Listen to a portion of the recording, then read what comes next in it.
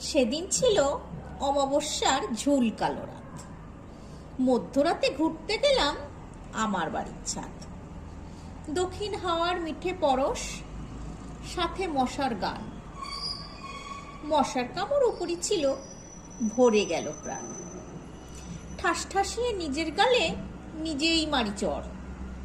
সাথে ছিল চুলকানি ফ্রি, ঘ্যাস ঘ্যাসা ঘর ঘর। গুনগুনিয়ে মশার তালে গান ধরেছি সবে।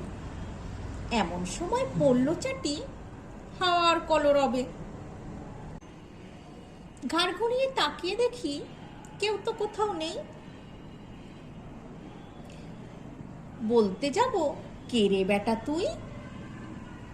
মুখ খুলেছি যেই, এমন সময় কানের কাছে কে যেন বলে হালুম। তীর মিলিয়ে চেঁচিয়ে বলি, ও বাবা গো গেলু। ধর্ম নিয়ে পালিয়ে এলো।